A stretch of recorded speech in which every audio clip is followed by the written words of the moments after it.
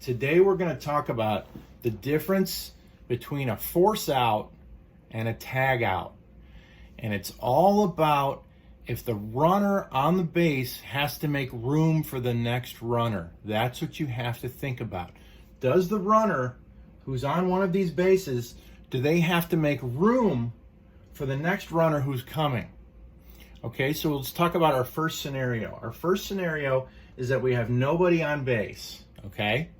If we have nobody on base and you have your batter right here and the batter hits the ball, say to the shortstop, where does the batter have to run? First. The batter has to run to first base. So if the batter has to run somewhere, that means that is a force out to that base, okay? Now, let's go with our next scenario. We have a runner on first base already, and now we have another batter. When this batter hits the ball, can this runner stay on first base? When this runner is running to first base, can we have two people on first base? No. Therefore, this runner who's on first, he has no choice. He has to run to second base so that he can make room at first base for the batter. Okay? That means we have a force out at second because this runner is being forced to run to second. This runner has no choice but to run to second base. Okay.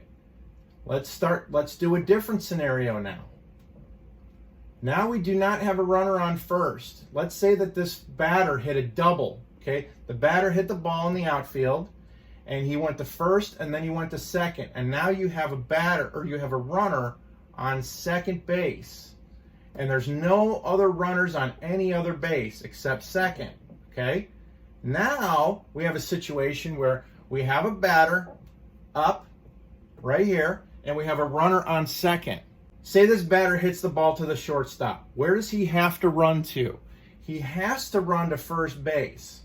He doesn't have to run to first and second. He could run to first and stay on first if he wants to.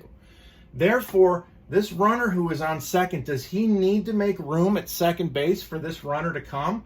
He only needs to make room for him if this batter is going to first and then to second. Then this runner needs to make room and go to third. But if this batter just gets a single and goes to first, this runner can stay put. Therefore, this is not going to be a force out at third base or at second base. It's only going to be a force out at first base, and it's always a force out at first base, right? Because the batter always has to run to first no matter what. Even if they hit a triple, they have to run to first, and then they have to run to second base afterwards and to third after that if they hit a triple. But again, if you have a batter here at home plate and you have a runner on second and no runner on first, this runner can stay put. Now, let's say that this runner on second, when the batter hits the ball to the shortstop and goes to first, and this runner on second chooses, he's not forced, but he chooses to go to third. Now, the third baseman on the defense, can he just step on the bag and get this guy out? No, he cannot. He has to tag the runner.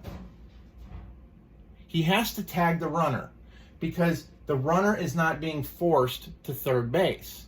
The runner is choosing to run to third base. Therefore, he has to tag the runner.